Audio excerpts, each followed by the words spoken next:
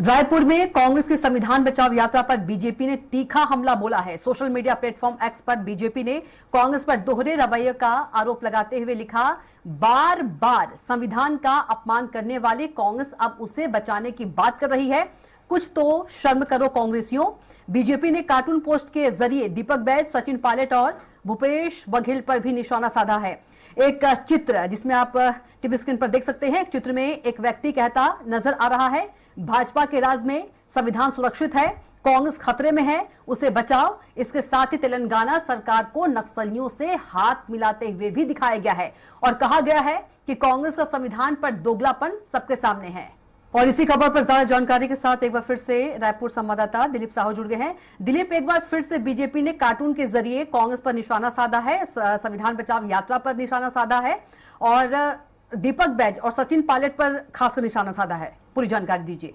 जी बिल्कुल कविता, बता दें कि जिस तरह से कांग्रेस लगातार आरोप लगा रही है कि केंद्रीय एजेंसियों का दुरुपयोग किया जा रहा है, चाहे ईडी हो, आईटी हो, सीबीआई हो, विपक्ष के नेताओं पर लगातार केंद्रीय एजेंसियों के माध्यम से निशाना साधा जा रहा है, उन पर उनके यहाँ छापेमार कार्रवाई की जा रही है। इस तरह के आरोप बीजेपी लगातार लगा रही है। चाहे राज्य स्तर की बात करो तो ईओडब्ल्यू और एसीबी के माध्यम से भी जो कार्रवाई हो रही है, इसको भी राजनीतिक रूप से विपक्ष को ही साधने का आरोप लगाती रह रही है। इसी कड़ी में इसको संविधान पर हमले के तौर पे लगातार बता रही है। और कल जिस तरह से जांजगीर चांपा से कांग्रेस की ओर से संविधान बचाओ रैली की शुरुआत की गई, एक बड़ी रैली का आयोजन किया गया जिसमें कांग्रेस के प्रदेश प्रभारी सचिन पायलट के साथ ही साथ तमाम बड़े नेता, जिसमें पूर्व सीएम भूपेश बघेल, पूर्व deputy CM TS Singhdeo, PCC अध्यक्ष दीपक बैज, नेता प्रतिपक्ष डॉक्टर चरणदास महंत सहित तमाम बड़े नेता इस रैली में शामिल हुए।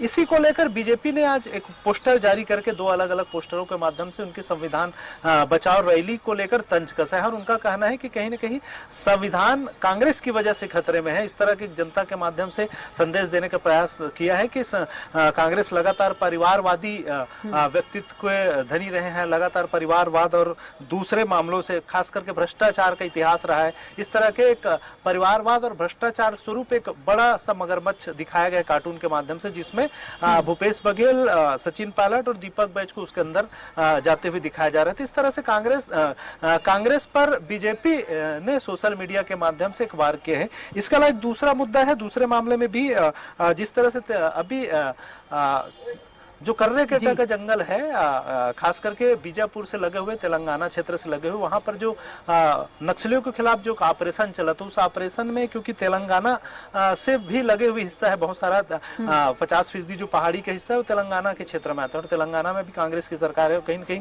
तेलंगाना सरकार ने जिस तरह से रुख अख्तियार किया उसको लेकर सवाल खड़ा किया है कांग्रेस ने, बीजेपी ने, और कांग्रेस को नक्सलियों के साथ और संविधान के खिलाफ बताते हुए कार्टून पोस्ट किया है। तो कहीं न कहीं दोनों कार्टून के माध्यम से कांग्रेस की जो संविधान बचाओ रैली है उस पर कटाक्ष करते हुए नजर आ रहा है। जी बिल्कुल दिलीप, तमाम जानकारी के लिए आपका बहुत ही धन्यवाद।